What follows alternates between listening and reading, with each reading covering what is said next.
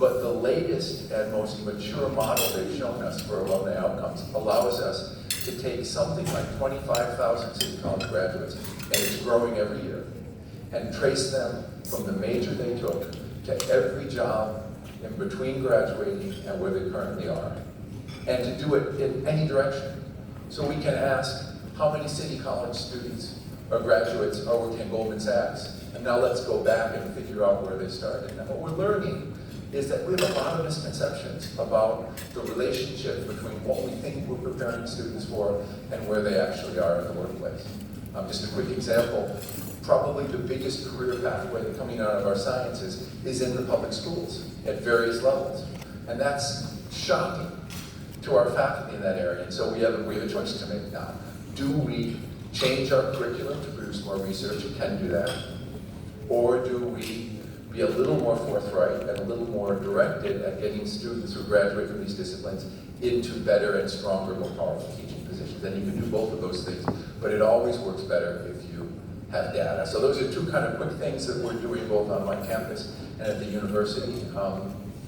And everything we do has been assisted and supported by the other work that we're doing with Braven.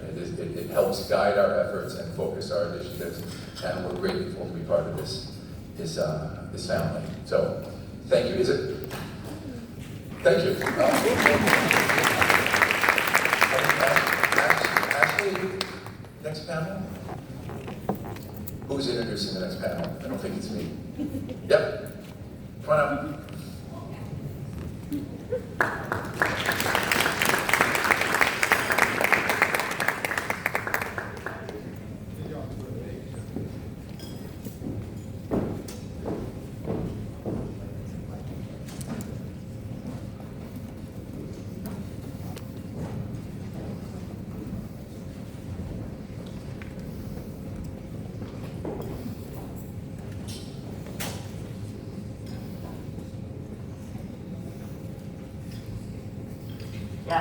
Yes, there we go.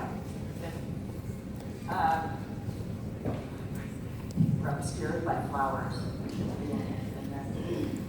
Hi everyone, I'm so excited to be able to close out this incredible event. Thank you for not just the opportunity to be part of Braven's amazing work, but also for reminding me how great it is to be in rooms like this where people like woo and clap and snap, and it's so don't lose. Yeah, so don't die on me now. We got one more to go. I'm really excited about this discussion and honored to be able to lead it. So it occurred to me in kind of thinking about some framing remarks that two days ago in Inside Higher Ed, there was an article that Brandeis University was investing $25 million in a career-focused liberal arts curriculum.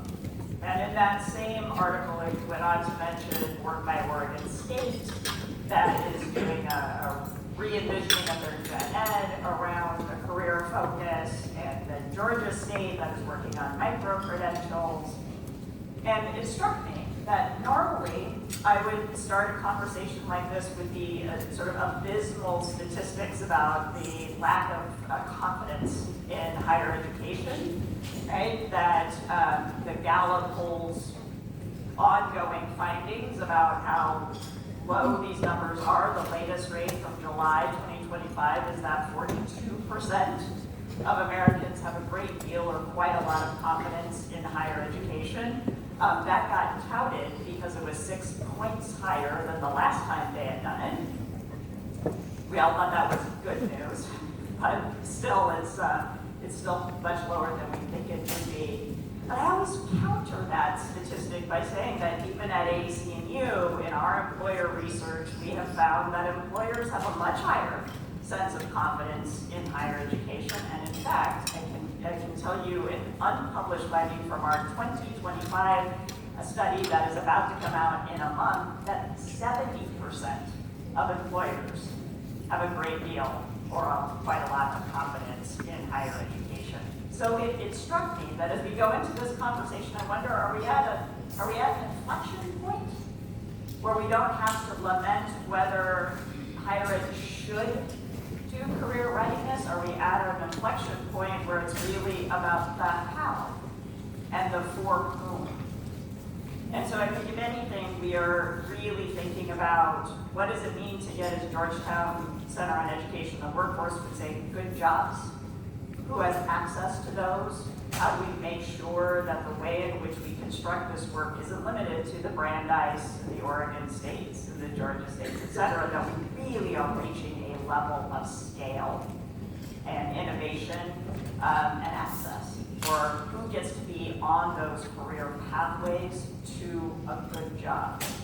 So I'm very excited to be able to dig into this with this particular panel. So let me just quickly introduce them, and then we'll get to our questions, and hopefully have some time for yours as well. So Dr. Kimberly Sluice currently serves as the Vice President and Chief of Staff for Post-Secondary Education at the Strada Educational Foundation, where she focuses on ensuring stronger connections between education and opportunity.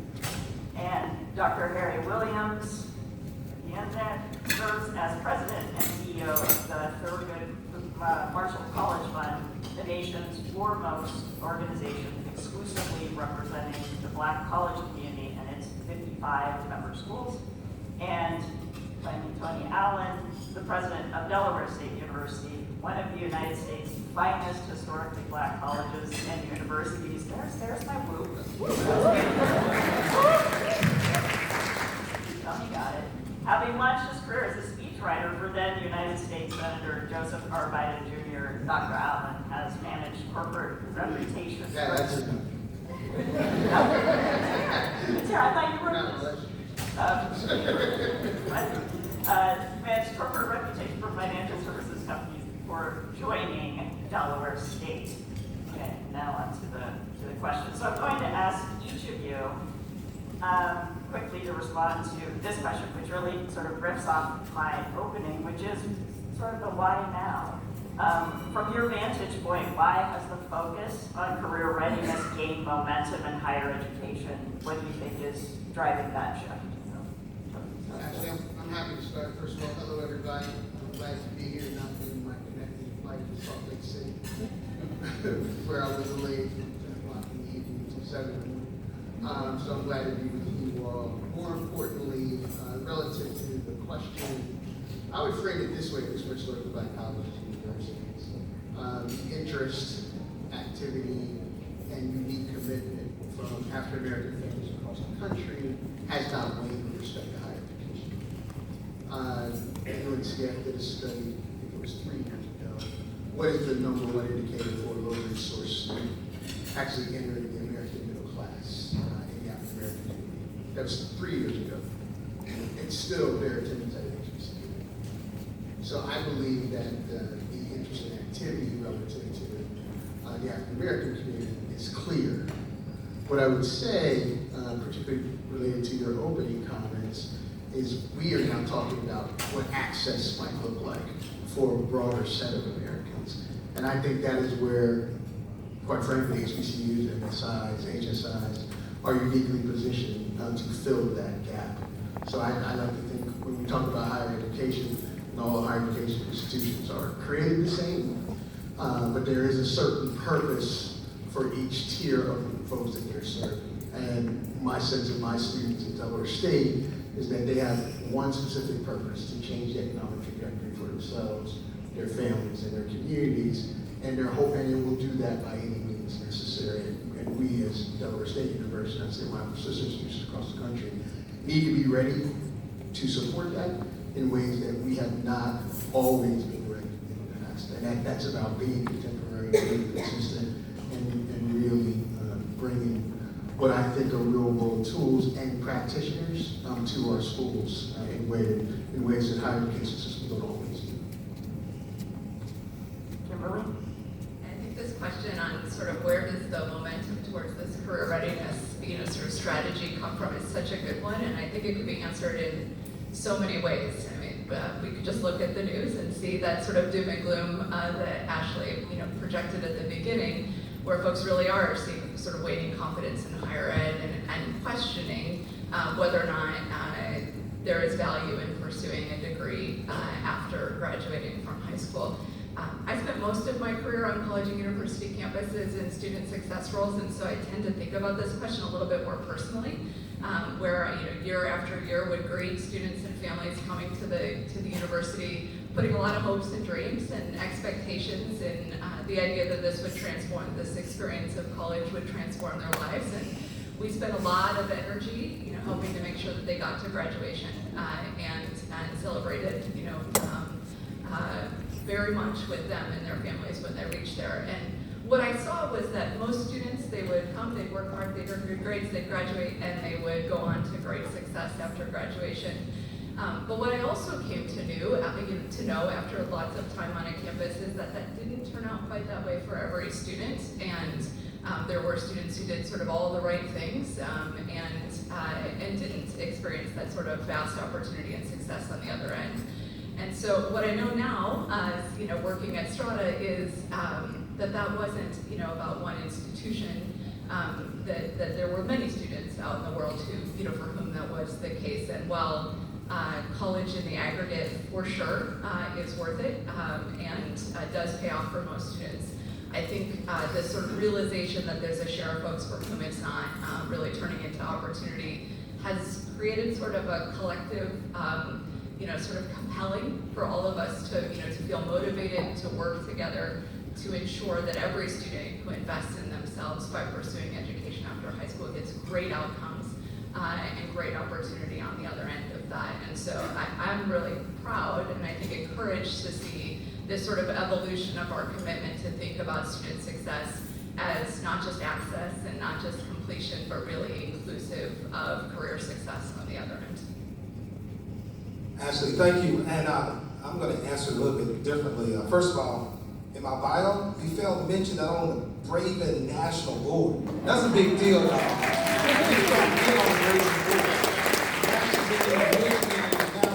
So, but I'm going to forgive you. I forgot your question anyway, but I'm going to answer it this way. I heard you made a statement that was very important in terms of the confidence that people have in higher education, especially employers. I'm going to read an announcement that we just put out today. The Thurgood Marshall College Fund partners with Google to offer no-cost cloud AI training to HBCU students. That's an example of a corporate entity investing in institutions of higher learning. At the Thurgood Marshall College Fund, we represent 57 historically black colleges and universities, HBCCs, historically black community colleges, and PBIs, predominantly black institutions. And in that number, we have about 300,000 students. And what I can tell you, that corporate America, they're looking for our talent. It's all about workforce development. It's all about preparation. It's all about getting people ready for those opportunities. And at the Thurgood Marshall College Fund, what we do, we spend a lot of time helping our students who are a lot of students who are first generation, low income, getting ready for these amazing careers and opportunities. And that's the energy that we put in there. And that's the energy that where we have the Braven. So this is our time.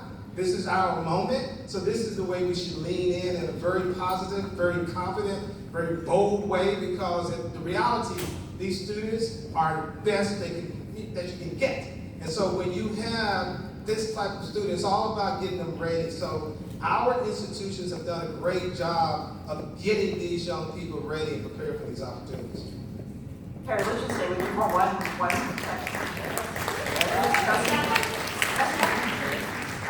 but would you say just one or two things more about the barriers, the specific barriers that students face at HBCUs, how you maybe you're seeing some of that shift, or what you're seeing as a response to those barriers? Well, I think, and Dr. Allen can probably lean in on this a little more because he's on the ground with the students every day, and he's doing an incredible job at Delaware State in making sure we're moving those barriers. But the number one impediment to our students persisting towards graduation is cost. That's the bottom line. If you don't have the money, you can't finish. If you start school when you know you got students who are coming in, we have a high percentage of our students who are eligible for the entitlement program, the Pell Grant. That's why we work so hard to try to get Congress to double Pell, because Pell is a significant pathway to remove some of those challenges that our students face, so that when you're not worried about how you're going to pay for your education, you can be yourself, you can engage in class, you can do the activities that you know you can do. But if you're sitting there worrying about how you're going to pay your rent or your bills, man, that's a real thing for a lot of students. So making sure that we create these opportunities to remove that financial barrier out of the way. And another thing that we do at the fund in helping our HBCU students, and again, Dr. Allen is a great partner here, and Strata has been a very strong partner in helping HBCUs, making sure, and I heard someone in the morning session reference about the reality of soft skills, getting students ready. I mean, that's what's missing in a lot of, typically we overlook that when we're in the classroom because we got our curriculum that we have to deliver, but the reality is that getting students ready and developing those soft skills. So we do a lot of that for our partners. We do a lot of training and development and getting kids ready for those opportunities, how to get your resume ready. I mean, these are simple things that we think about, but college kids, they just don't know that. Getting ready for that interview, that first interview, removing all that, going through that practice session, getting them ready so that when they walk in with a great deal of confidence, not a lot of self-doubt, because they know that someone's prepared them for that. So that's making sure we remove those barriers out of the way is very important. President Allen, would you say a word or two about the innovative strategies that you've employed and your colleagues have employed at Delaware State? Yeah, I do want to do that, actually, but first I want to have Braven Popper stand up. Braven Scholar. So, I'm trying to figure out all of my schedule while I was in Salt Lake City, so I kept searching Braven for all the itineraries to keep standing. And there was an email from Brandon from last year. And I don't know if he minds me sharing it, but I'm going to share it. and he basically said, Dr. Allen, I'm having a great time here at Delaware State. It's changed my life. By the way, he's a product of Detroit Midnight Golf for anybody who knows that program. And he did listed scholarships. He's a Braven Scholar. He's a Strata Scholar. He's a TMCF Scholar. But he said, Dr. Allen, I need $1,600 to stay in school. So listen to me, right? Not $16,000. You need $1,600 to stay in school. All right, Brandon? And I thought, and then he listed everything he does for Delaware State. And obviously, he's still in school. So when I say that to raise this point, it is not, these barriers, they seem small to folks of means. But they literally could have stopped this talented young man who I promise you is going to go on to do exceptional things in this country. Congratulations.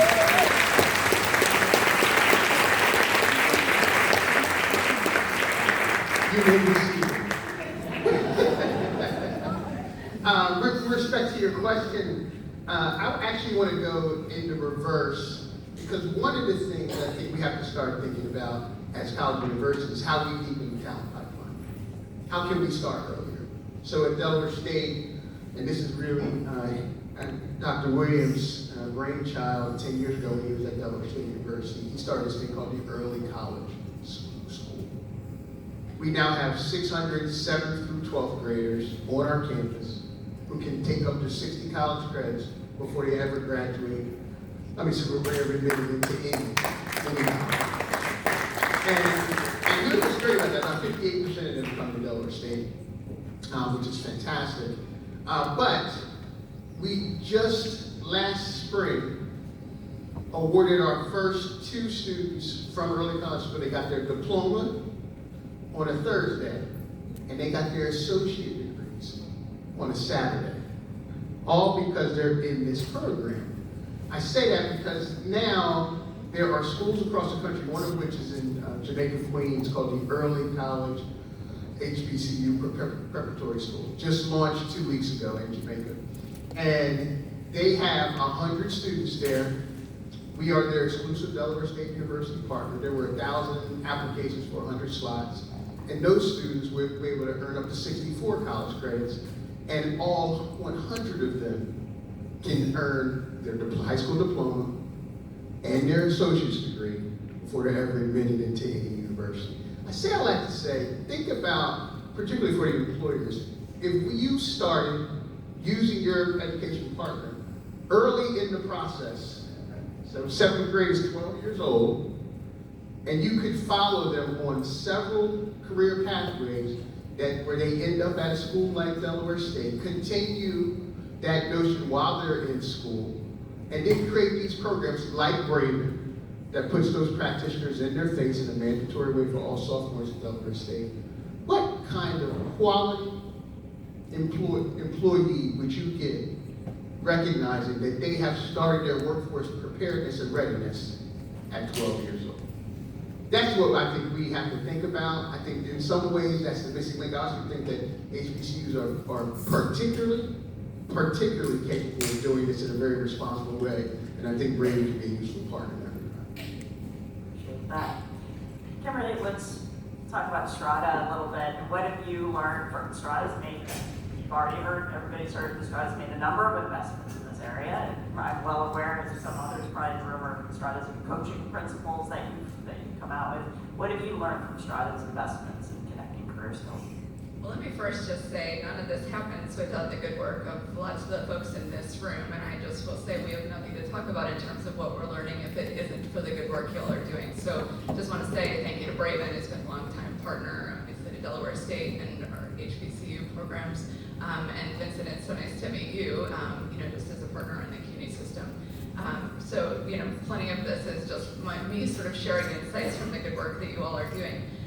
Vincent mentioned data, and I do want to say something that I think ties to the quality coaching standards work, which is, now that these data exist, to be able to really understand where students from your own institutions are, going, what they're doing after graduation, even what they're earning, to understand these questions of ROI. We're seeing institutions really think about where in the student's journey that information ought to be available to a student to help guide decision-making, set expectations. And so I'm just really encouraged by, when I was on a campus, responsible for career services for a portion of that time, I think we thought of the career services piece of this as much later in the journey.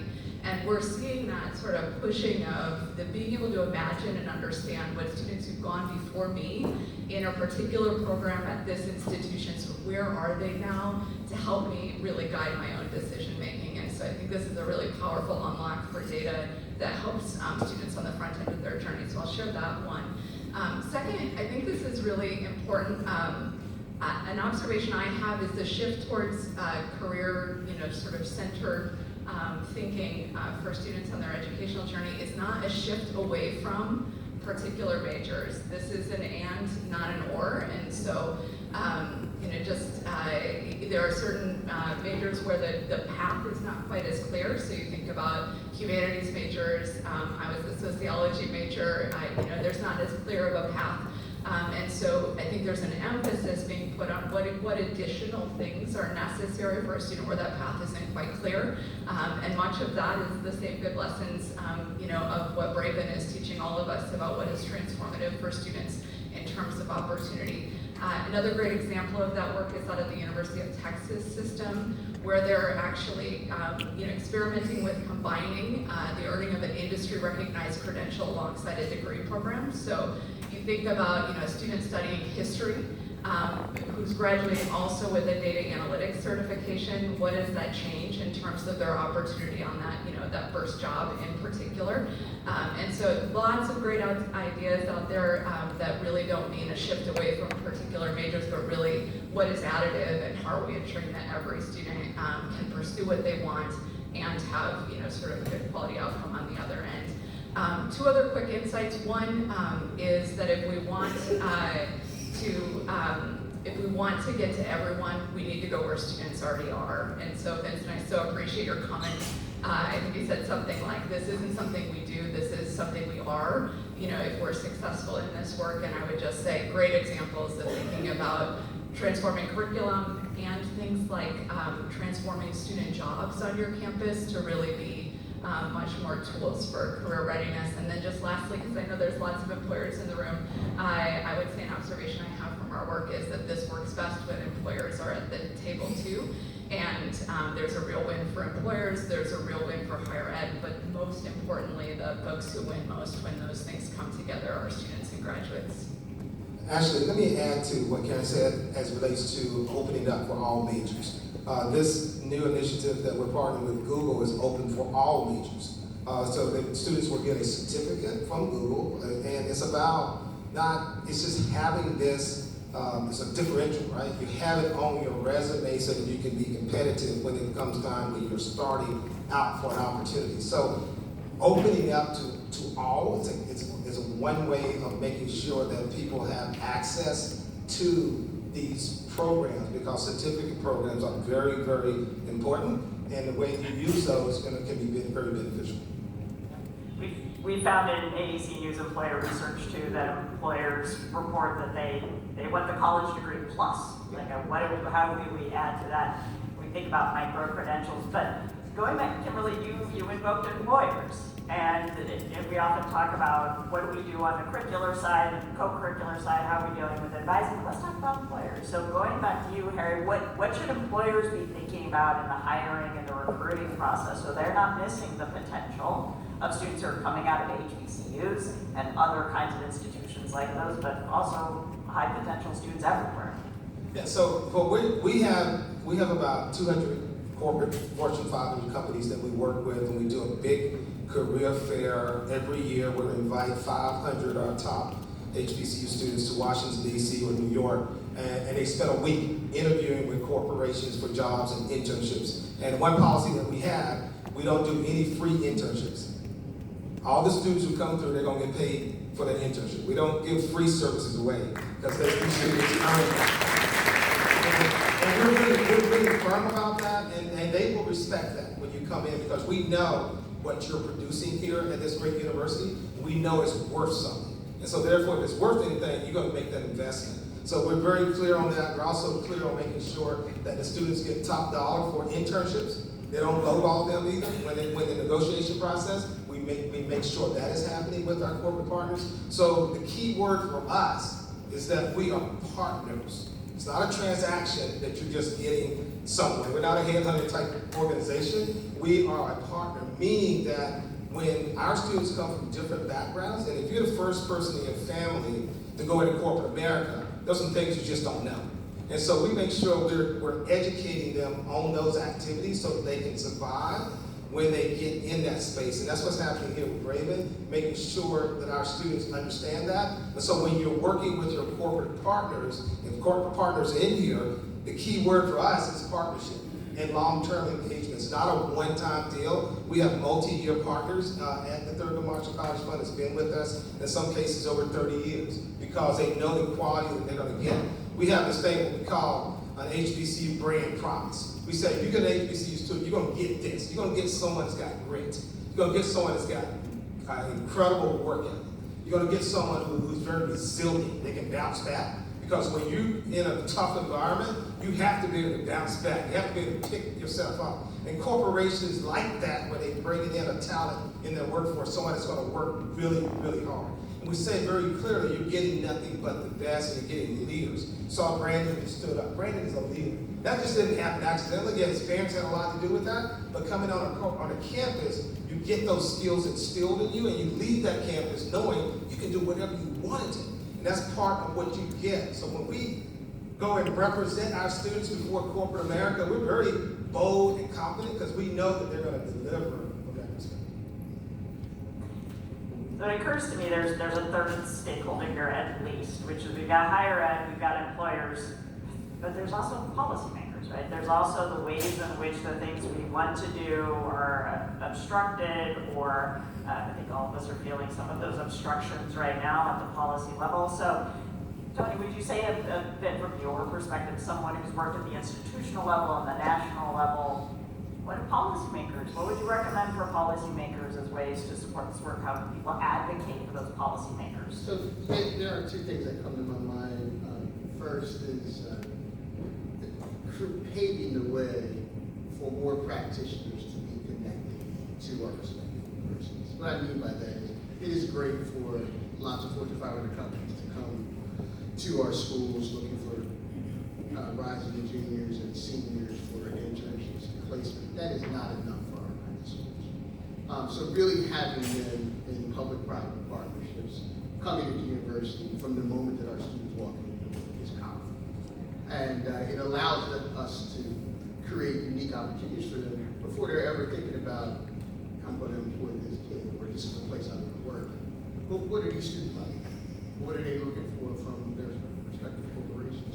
And do I have that as a corporate citizen? So we have pockets of that from corporations that really adopt our students in their freshman year and then take them through the pipeline. That's important. The second thing I think, which is specific to your question, is there are unique intermediaries like Braven that I believe should have more access to federal funding to help schools like ours. Quite seriously. And I've said this many times, and I think this is my third conference, and I'll use Prince when I say it, but you know, normally at a place like Delaware State, for instance, we have maybe 4 or 5 folks in our career pathways, career services operation. That is not enough. It's not enough. And what Braven is providing for us, I suggest that they can outsource some career services in our respective schools to scale that will be of significant benefit for us. That is limited, quite frankly, by cost. So the policymakers' opportunity to help us subsidize some of those costs for the benefit of higher education access for all and workforce development long term, I think is going to could have some significant benefit. But we got to be bold about making sure we understand which programs can help us do that, and then tell our policymakers they need to begin to change some subsidized. So let's move to the question of scale.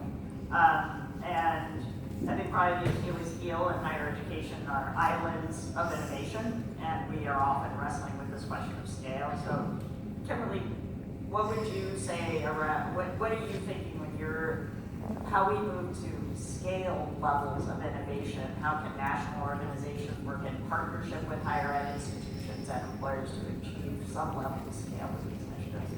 I think it'll depend a little on the tools available, but I'll speak in strata terms, the way that we think about this. First, I think we have a primary research arm that is able to sort of listen, understand the different perspectives, and elevate where there might be solutions or things to be solved for. So you mentioned pay for internships. The data around pay for internships not just being the right thing to do, but actually being transformative in terms of better outcomes for students is really strong. We're in a position to take what and put a little extra data behind it, to hopefully influence decision makers and others. I think, we've talked a little bit about this, but sourcing where there are great ideas in motion, where there is momentum, and investing in those to see, them begin to grow and be able to scale. And alongside that, working with partners to understand what works in terms of getting the outcomes that we desire. Because as things, as folks are making decisions with limited amounts of resources out there in the world, knowing what works, what actually gets the outcomes you desire is going to be really powerful. So I think that sort of measurement, evaluation in service of scale and in service of adoption is particularly important. One of the things I appreciate most that we get to do is to be able to amplify good ideas, and so to sit in settings like this and talk about the good work that folks are doing in an effort to bring attention to that. And then lastly, we've talked about sort of different stakeholders here, and I think one of the things we get to do is convene people who do have the power to sort of decide where resources go and to make those investments, and so bringing together policymakers and campus leaders and those leading national organizations in an effort to really catalyze the movement that you described on the front end. Can I just add? Oh, go ahead. I was going to say, Ashley, can I add something to what Kimberly said? From a scaling perspective, and Strata, I love Strata. I want you to know, I love Strata. I love Strata, y'all. I'm trying to. But Strata can do a little bit more in bringing opportunities together. I give our partners Blue Meridian. Are they in here? Where's Blue Meridian? Okay, we're talking about scaling organization. They just made a strategic scaling investment into the HBCU transformation project. They have put in $160 million. And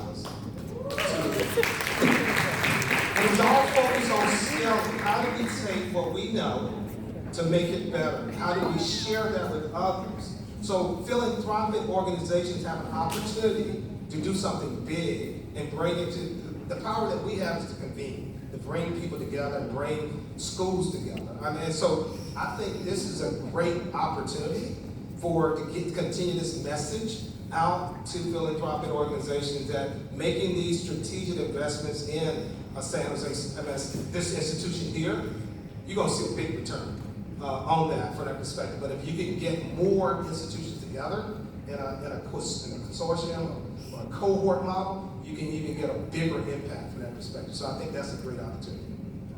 Actually, just to pull on that string, one of the projects that Blue Meridian funded was something called EHBCU, which is an online consortium of HBCUs focused on Black online learners. The big number is there are 500,000 Black online learners. Only 20,000 of them get their degrees or certifications from the HBCU. So Blue Meridian made a big time investment with Delaware State, Alabama State, the Southern University system, and Pensacola College, Lewis College out of Detroit.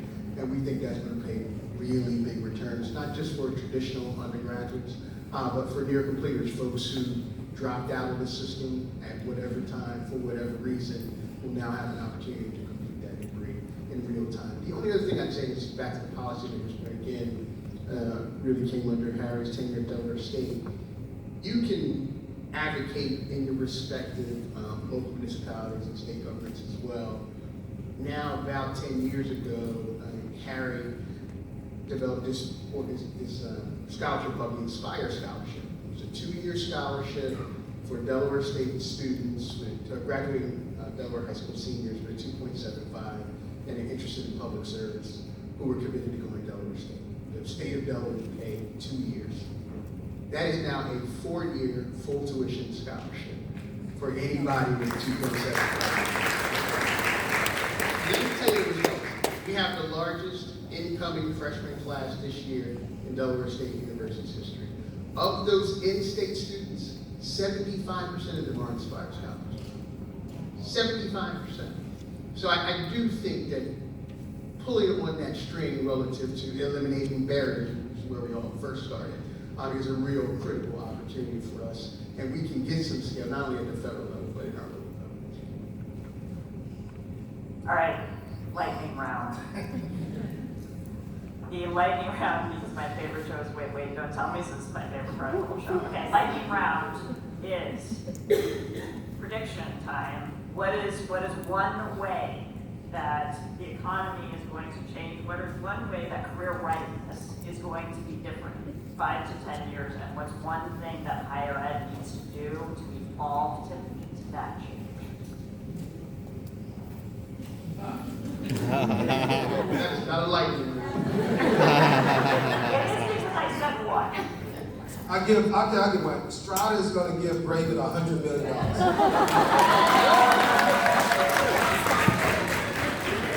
That will make impact. That will seriously make an impact.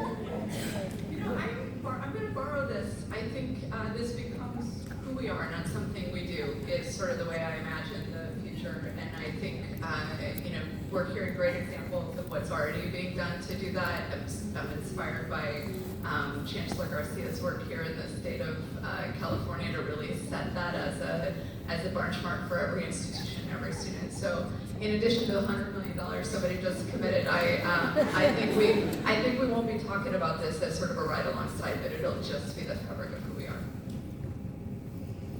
I forgot the question, so my answer is the HBCU network will receive $1 billion to build a world-class pre-college system that will be an interesting, empowering fund for K-12 students, largely from low-resource communities who will change the economic trajectory for themselves and their families. Love it. I think we have some time for questions. I would love to entertain questions. Yes, and now there's a mic running.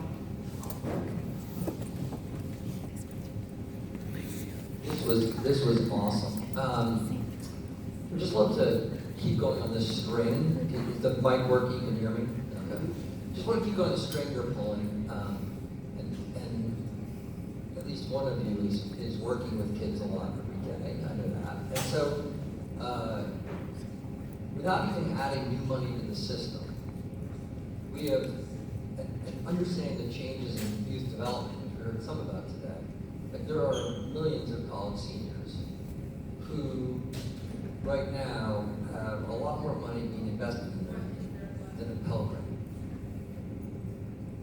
So in New York City, we're probably spending, I'm guessing, $30,000 per high school senior. And then that money disappears and they start college. And I'm just wondering how far you think you can pull a string and say, okay, for Delaware seniors, kids have grown up. Maybe they have to have a different dorm or a different living situation, but they're getting $30,000 or $25,000 60 days before they show up to your campus and it disappears.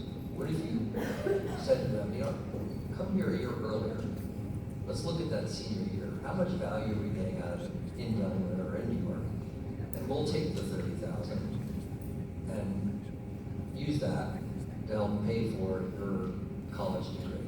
I just want to pull that string one step further, because right now we're getting there on the edges, but there's really big money for those students. It just disappears when they graduate. So my only response is back to the early college model. Here's what I might say on that score. Remember that my fellows get their college credit for free, which makes them usually second semester sophomore, sometimes first semester juniors, when you're 18 years old. So you can finish our early college students, you can finish their degree around 1.5 to 2.5 years in school. Guess who pays for that? Delaware State. So to your point about subsidy, wouldn't it be interesting if there was subsidy while they were in the 6th and 12th, specifically around credit accumulation in advance of either stackable credentials and or associate degree, what that might mean around paths that are important to us. So I do think there's a unique opportunity there, and in fact, in Delaware, that's where we're headed. Now they just don't want to pay for the Inspire Scholarship. They want that Inspire Scholarship to mean something for how we keep those kids in Delaware and high paid jobs.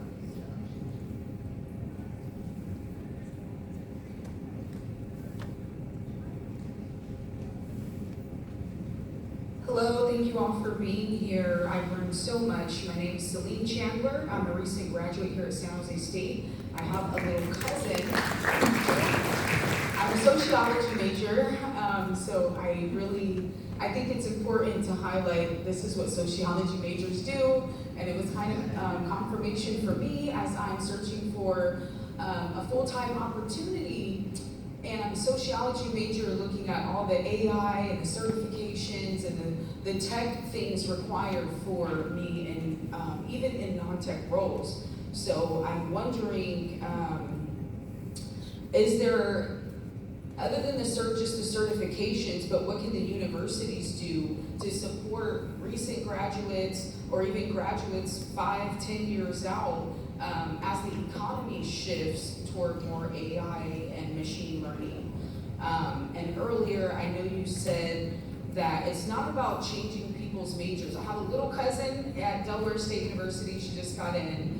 I'm really proud of her. I think she is in that scholarship that you mentioned. She's a Glasgow high school student. She's getting into nursing, and I kind of feel bad because she wants to get into nursing. I'm like, girl, you gotta get into tech. You gotta get into STEM. And I was trying to push her towards something that I felt was right for her. And after hearing, I want to learn more about why it's not about changing majors, even with the projected 30% cut in employment that we're looking at in the next 5 years.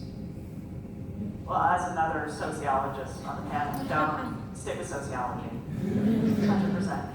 Any responses? I think that the most important thing is that folks have the information to make informed decisions at that critical time when your niece is deciding whether she wants to be a nurse or she wants to work in tech. Because the reality is, if you want to work in nursing and you go try to be a computer scientist, like the likelihood of success might not be there for you, regardless of what sort of jobs might be on the other end. And so I think knowing what the labor market data look like and what students at Delaware State, have done when they graduate with nursing and where they are and what they're doing, so you can make, sort of your niece can make an informed decision and have a choice about life. That's the most important thing. And then I just want to add the what do we, what do we do with majors that maybe don't have that clear, direct path? For me, that the piece about this isn't about trying to make everybody, study one thing or another, but really to think about, what are the accumulation of things that provide good opportunity on the other end means that you can study, sort of a variety of things, but some of this is about what are the other experiences that help ensure that you get a good outcome on the other end. Did you do a paid internship? Did you get, good career guidance and coaching along the way? Things that increase the likelihood, that you'll have a good outcome on the other end. So it's additive maybe than just, guiding people to or away from particular majors. Want to sneak in another question? Got one here and then here, maybe these two. Thank you. Again, I'm the director of first year writing here at San Jose State University. At all of the panels we've been at today, I have heard an undercurrent, and I don't think it's necessarily an intentional one, but an undercurrent of speeding up learning, skipping, getting an associate's degree at the same time you get a high school diploma. In another session that I was in, it was like AI is going to help us to not have to read as much, not have to do as much stuff.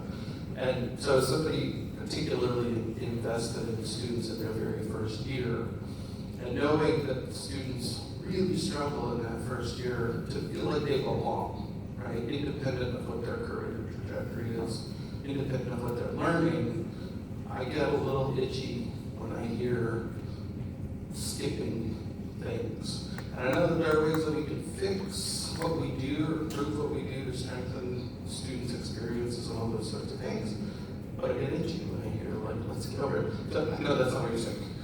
I wanted to ask, as you're thinking through programs like the early college one, how are you thinking about students' experiences that sometimes are slow and boring and maybe even a little irritating, but turn out to be important in long-term growth and learning? So I'll tell you a quick story, a very quick story, because there's only 5 minutes. So when I was provost of Delaware State, I had a young man, when I was provost of Delaware State, I had a young man come in my office. I was very new in the role, who wanted to meet with me immediately. He finally got to me. He was quiet and shy. I asked him, how can I help him? After some pride, he said, Dr. Allen, I'm homeless. I said, how long have you been homeless? He said, I'm a sophomore, since a sophomore in high school. I said, what year are you in at Delaware State? He said, I'm a sophomore here. So just for a second, think about a sophomore in high school, thinks about college, applies to college, gets into college, and for another 2 years never tells a soul about his plight. So I immediately kind of adopted him, drove me and my wife crazy for a couple of years. That young man is now a Baltimore City public high school teacher. And I believe that he is teaching students that looked like him, was facing similar experiences that he was facing in some strategic ways. And because we took some time with him, support, like Dr. Yeager talked about, and still held him to high standards, he got over the fence and will help other people go over the fence. So I say out to say, the ideas are not mutually exclusive. You can actually accelerate learning while you were dealing with the social emotional development of young people. In fact, that is what we should be doing. So we can create more opportunities for them to get out in the real world in a whole way, and then be connecting peer to peer with other folks who might have some challenges in some other ways that we have not experienced as older adults as we're trying to communicate with these kids. So I'd say it's not mutually exclusive in any way. One last question? Thank you. My name is Darrell Peterkin. I'm the president of the National Collegiate Honors Council, and I believe I'm going to be seeing all 3 of you at our conference in November, so thank you very much for being here. My question is, as you know, NCHC deals with high-achieving students who, at least on paper, they know what to do, they know how to do it, and they've been told all their lives that they're going to excel at this pace and in different ways. What we're struggling with is getting them to make the connection between experiential learning, what they learn in the classroom, and how we can marshal resources out of different institutions, different types of honors programs, different demographics. What can we tell our honors directors and parents, funders, the whole gamut of supporters? How can we make honors relevant to them if they already think that there's nothing else these students need to do? They're already going to make it. Yeah, I think Dr. Williams is the best position to answer this question. Because his whole model, Dr. Marshall's whole model is about experiential learning. What I would say to that, though, is, and this is where I believe in Braven wholeheartedly, that's why I believe in it wholeheartedly, because bringing practitioners in the higher education space to augment what they are getting in traditional pedagogy, I believe is key to long-term skill development at a high level. And my sense of that is we have not been able to do that at scale in a substantive way, particularly with low resource schools like agencies. So the more we're able to do that, which I know requires lots of engagement with faculty and practitioners in some substantive ways, the better off we're going to be long-term for those students because they can apply those experiences in the real world and the classroom almost at the same time. I want to put in a quick plug for Rutgers University Newark and their innovative thinking around honors and their honors living learning community. That's incredible, innovative work, so that's just a great model to look at. So, wrap up. You got it, going there next. I mean, obviously there's just amazing ideas that have been lifted up. One thing that strikes me that I haven't heard so much in this conversation, which frankly feels refreshing, is there wasn't like hand-wringing up here on what skills really matter. Have we also had a pivot point in the kinds of skills that we think matter in the core of those experiences? What I've heard is, let's get this done. Let's put in the investment of the time and the energy and leverage those resources to make sure we are reaching those levels of scale, paying attention to what our students need, and switching to the mindset that matters for this work to take root. So please join me in thanking this amazing panel.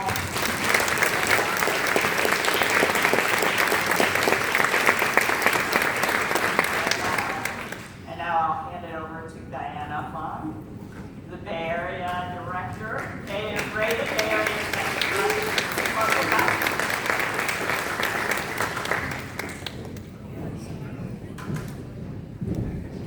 Let's give our panelists another round of applause.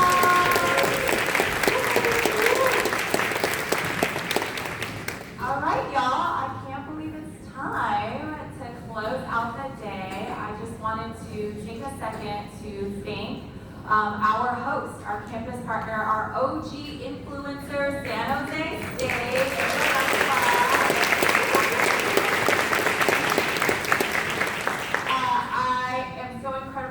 Proud of being able to host the first Bay Area Braven Summit. We're excited and we hope that you can join us next year in October for our Braven Summit. Location, I'm not going to say where it is. Location and date. Look, check your emails. Okay? Check your emails. I'm gonna just say thank you so much. Thank you for connecting with each other, connecting with our students, and then being able to work together in authentic partnership.